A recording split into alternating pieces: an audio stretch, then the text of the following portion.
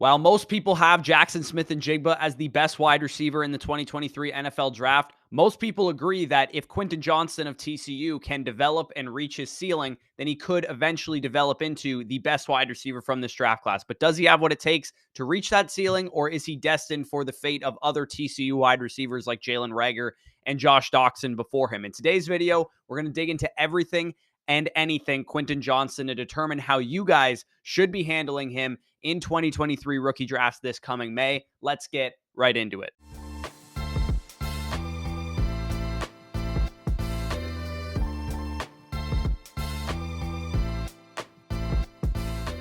All right, Quentin Johnston, wide receiver of the TCU Horned Frogs. This is his tale of the tape, age 21.4 years old, 6'3", 208 pounds. QJ was a four-star high school recruit coming from Temple, Texas, stays in his home state, commits to TCU as the number 14 wide receiver in the 2020 recruiting class. First popped up onto the fantasy radar as a true sophomore when we all got excited about the 6'3", 210-pound deep threat with a massive 18.3 yard average depth of target. A lot of people started posting clips on Twitter this summer talking about Quentin Johnston in for a breakout year. We definitely saw that. In 2022, he started out really slow. The first 4 games, he had like 150 yards over those games and no touchdowns. We were starting to think that Quentin Johnston wasn't all that good. And then he had a couple massive games in a row with a monster game against Kansas, a monster game against Oklahoma State, Kansas State in rapid succession.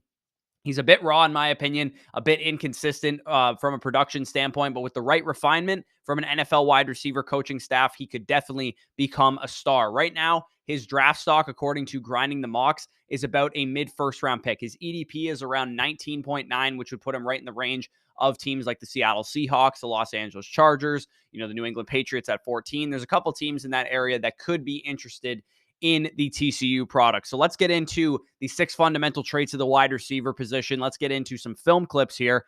We're going to start with how his ability is as a route runner. Quentin Johnston's reception perception profile, according to Matt Harmon, tells a pretty accurate story, in my opinion. You guys can see his route tree, the routes that he wins on versus the routes that he doesn't win on. For me, it's pretty simple. He can run the vertical route tree, the same route tree that DK Metcalf and Mike Evans and Calvin Johnson and other big wide receivers can run, which is you run everything off the 9 route. You can run post routes, corner routes, flats, slants, and that kind of stuff. That's surprisingly pretty well developed, as you guys can see on the screen for a guy like QJ, but he does struggle with some of the more precise in-cutting routes, back-cutting routes like digs, comebacks, and curls. You can see a couple clips of him, being sudden on some of these routes. He's being a very urgent route runner, which was something I was very surprised by. I expected to see a guy that was rounding off routes constantly and that kind of thing. He's quick. He's agile. He's strong at the line of scrimmage versus press coverage as well. 59th percentile success rate, according to Matt Harmon. Aside from concepts against zone coverage where his awareness suffers a little bit, he's not very great at working back to the quarterback and showing his throwing windows, showing his hands, that kind of thing. He's surprisingly refined as a route runner. I was actually very pleasantly surprised by Quentin Johnston. I expected a guy, like I said, to come in and just basically run and try and out-athlete everybody, but I think he runs with urgency. I think he's good at cutting his routes. He needs to get a little bit more well-developed on those in-cutting routes like digs and outs and comebacks and curls and stuff like that. But for the most part, he's got a pretty decent, well-developed route tree for a raw prospect. So next, let's get into his hands, which Matt Harmon wrote in his reception perception profile, this could be his Achilles heel, and I absolutely agree with that statement. We just simply don't have a wide receiver who is a natural pass catcher. He doesn't have strong hands. He body catches all the time. Concentration drops out the wazoo, and somehow he's getting out-muscled in contested situations by significantly smaller defensive backs than the size profile that QJ boasts right now. He doesn't play to his size, which is a big-time problem in my opinion, and it's definitely concerning. He ranks among the worst in the class with an 11.8% drop rate, 8 drops this season. His contested catch rate was 30.4%, which was the 6th lowest in this class, despite him being the biggest wide receiver pretty much in the entire class. He should not be getting out-muscled by small corners. And in the NFL, the corners are going to get stronger. They got old man strength. They're not kids anymore. So the fact that Quentin Johnston wasn't his hands were not an asset to his game downfield, and his contested catch rate was, 6th lowest in this class. Catchable target rate was 82.5%, which was 2nd lowest in this class. This guy's hands are a problem. Point blank simple. They are a liability, not an asset, and it was the biggest area that he lost points for me in his grade because it's something he absolutely has to get better at. Drops are one thing, but not being able to win on contested catches when you're a big wide receiver are another thing. So let's get into yards after the catch. So we go from probably his single worst trait in hands to his single best trait. If he actually does catch the ball, he's absolutely lethal in open space. I've given a couple perfect yards after the catch, 110 out of 110 grades over the past few years. In 2021, I gave a perfect grade to Jamar Chase. I gave a perfect grade to Jalen Waddle. And last year, I gave one perfect grade to Treylon Burks in this area. QJ now joins this list. He earned a perfect grade in yards after the catch. For me, he's explosive with the ball in his hands. He avoided a tackle on 32% of his receptions, which is like a running back number. And that number ranked second best in the class. And his yards after catch per reception of 8.9 was the best in the class as well. It's also pretty wild stat here. His 8.9 yards after catch per reception was higher than the average depth of target of Josh Downs at 8.8. So this dude can win after the catch. He's shifty. He's powerful in space. It's a difficult task for defensive backs to be able to A, keep up with the guy, B, tackle him to the ground because he's so big and powerful, and C, try and tackle him because he's so elusive. So very, very strong after the catch type of profile for Quentin Johnston. Definitely going to be an asset to his game. And I would imagine an NFL coaching staff will use him in a similar way to the way that TCU deployed him, which was get him out in space, get him on bubble screens, hand him the ball in the run game, that kind of thing, because he can be a weapon out of the backfield for sure. So number 4 is 3-level ability. How are you deployed, which I kind of just teased. QJ is definitely weird for deployment, but I do think an NFL coaching staff will probably deploy him similarly to the way he was deployed in college, which was not using him a whole lot in the intermediate game, maybe not letting him run a full route tree, at least in the first year, maybe first 2 years of his career. Because at TCU, he was either running a bubble screen or a jet sweep or something like that, or he was 20 yards downfield. So he was either short or he was long. There was no in between. He pretty much he never ran like 10-yard or 15-yard dig routes. He was always running go post corner, or he was running bubble screen, jet sweep type of stuff. So 50% of those targets that he had this year were either on screen passes or 20-plus yard throws. So 12.9 ADOT indicates that he can definitely win downfield, which is definitely a positive for him, because I think it's easier to develop an intermediate skill set than it is to develop a downfield skill set, which is something that I have concerns for with a guy like Jackson Smith and Jigba, for example. Like I said, though, he's weird when you watch him, because on a downfield route, you watch him beat you clean at the line of scrimmage, beat you throughout the route, and then often Max Duggan misses him, or when he has to go up and make a play at the catch point, he gets out-muscled, or he gets, he mistimes his jump, or whatever the case is. So he wins off the line, he wins through the route, but he gets beat at the catch point, which is something you definitely do not want to see from a downfield wide receiver at the next level. A guy like Mike Williams, DK Metcalf, those guys don't lose at the catch point, and Quentin Johnston does more often than not. Similar to a guy like Chase Claypool, who's not very good in contested catch situations, even despite his size as well. So it's a mixed bag with his usage, but this stuff should be coachable with time, with practice, and with development. By year 3 of his career, if he hits his ceiling, he could definitely be a fully functioned 3-level threat, similar to a guy like Mike Williams or Mike Evans or, DK Metcalf has turned into. So next we get into athleticism. And I would say some people are pretty disappointed with Quentin Johnston's athleticism, given what we saw from him at the combine. He came in 6'2.5" or 6'3", 208 instead of the 6'4", 215, 218 pounds that he was listed. So a little bit smaller than we expected. At the combine, he did his jumps, which was 40.5 vertical, 11.2 broad. So just elite jumping numbers, which is super weird considering he wasn't great in contested situations. And then he ran his 40 at his pro day, which came in, high 4.4s, low 4.5s, according to most scouts. 4.52 is what Kent LePlante actually has him listed here on his RAS score. So a little bit slower than people were expecting. I thought he had probably 4.4 type speed. This almost reminds me a little bit of Treylon Burks last year, when we thought he was going to run like the 4.3s or 4.4s, and he ran like 4.52 or whatever he ran at the combine. So has a brutal 3-cone as well, which is somewhat concerning for his athleticism, knowing that he was so good after the catch as well. But that vert and that size is elite, right? Like, those are great numbers. Best comparable, according to MathBomb, is a guy like Donovan Peoples-Jones. And I think QJ is kind of like a rich man's version of DPJ from an athleticism standpoint. So definitely athleticism is a plus to his profile, but we were expecting a potentially elite athlete, and we got like a really good athlete, which is not a knock on him, but we were expecting elite level athleticism. Number 6 we get to is the production profile, right? How do they produce in college?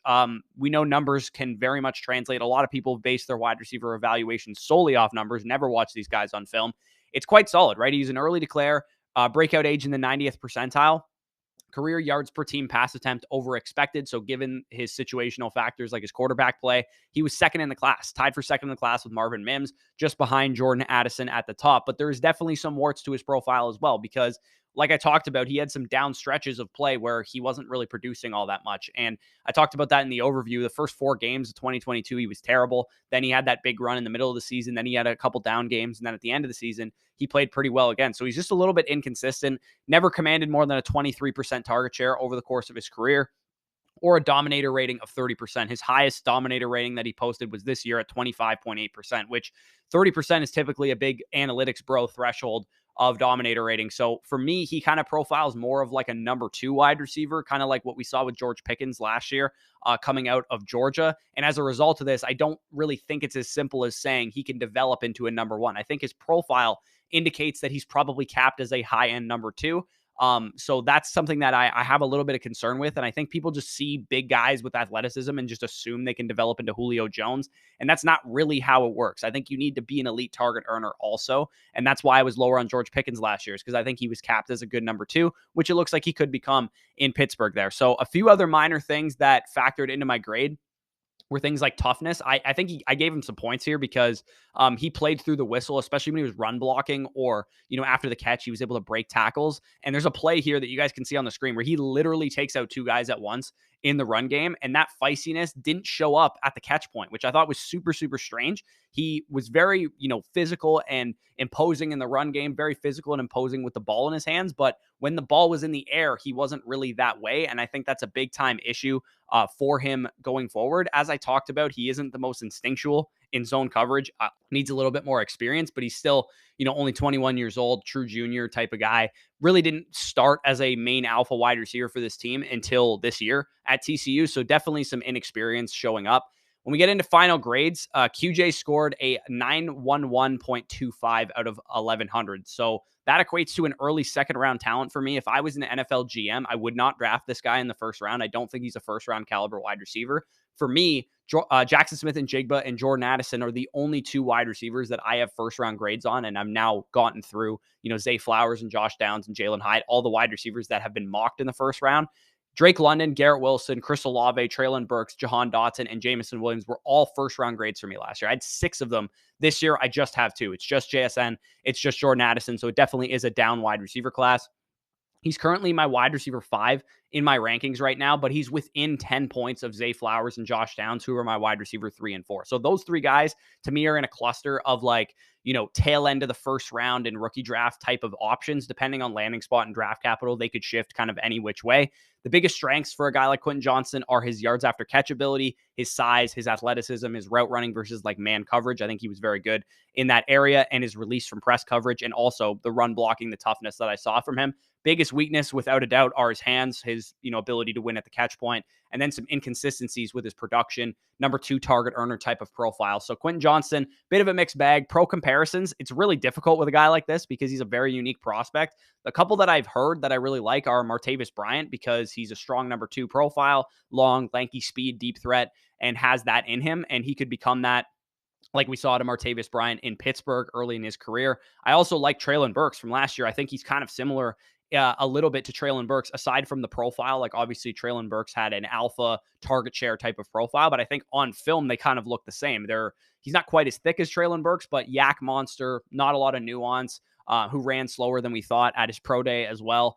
The one that I've settled on that I like most is actually Brandon Ayuk. And this is when he was at Arizona State, not San Francisco 49ers Brandon Ayuk. I loved Ayuk in 2020 because I thought he had the ability to develop into a premier route runner with good coaching. And that's exactly what's happened for Brandon Ayuk. The yards after catch ability, the athleticism, the toughness that he showcased at Arizona State, he's developed into his ceiling. He had much better hands than Quentin Johnston coming out of Arizona State, but raw, undefined, workout guy in their draft classes. Brandon Ayuk is definitely a guy that I see shades of with Quentin Johnston when I watch him. Ideal landing spot for Quentin Johnston is simply a team that can develop a wide receiver. So not the Ravens, not the Patriots, because they can't develop wide receivers, at least from what we've seen from them in the last couple of years. I think the Chargers, the Chiefs, the Bills, they would all be awesome news for obvious reasons. They have great quarterbacks. I also like the possibility, if Quentin Johnston slides to round 2, of going to one of the other landing spots in the early round 2 portion, like Arizona, like Houston, like Indianapolis, like Carolina at the top of round 2. I don't think any of those spots would be terrible for him,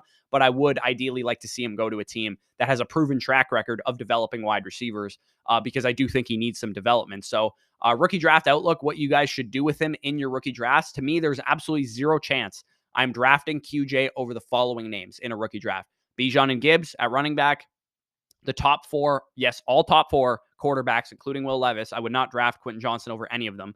JSN and Jordan Addison at wide receiver. So I currently have him as my wide receiver 5 or my 112 overall. But like I said, he's within 10 points of Zay Flowers and Josh Downs. So any of those guys could shake up depending on draft capital and landing spot. He's a fine 1-2 turn pick, in my opinion. I've seen him go as high, though, as like 105, 106, 107. And to me, that's just way too rich. I would not take him, like I said, over the quarterbacks, over JSN or Jordan Addison, over Jahmyr Gibbs or Bijan Robinson, of course. Absolute highest I would take him if he's in a great landing spot with great draft capital is 109.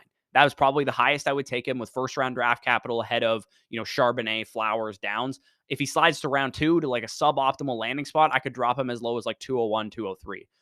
In one quarterback leagues, it's a bit trickier. If you guys play in one quarterback leagues, the highest I'd probably take him is 105, but that's assuming Zach Charbonnet is like a 3rd round pick. If Zach Charbonnet is a 2nd round pick and goes to a decent landing spot, I would probably take him over Quentin Johnston as well. And that's also assuming Zay Flowers and Josh Downs have worse landing spots in draft capital than QJ. So more than likely, right now, he's my 108 at the moment in one quarterback leagues. Things could change post draft, but it looks like I will be light on the QJ shares. It looks like people are going to be higher on QJ than I am, and I'm probably not going to get a whole lot of him in rookie drafts. As a result, I'll probably end up drafting Zay Flowers, Josh Downs, Will Levis, Zach Charbonnet in those type of spots. So definitely, if you guys enjoyed this video, if you feel like you learned something about QJ, leave a like down below. Subscribe to the channel if this is the first time you're checking us out. Go check out the other Tail of the Tape videos. I've done them on the top 3 quarterbacks, QJ, now Jordan Addison and JSN at wide receiver, and then Jahmyr Gibbs and Bijan Robinson. I will be probably doing Zach Charbonnet's next, but if you guys want to see somebody different, let me know in the comments. Zay Flowers and Josh Downs, I absolutely will prioritize probably this week or next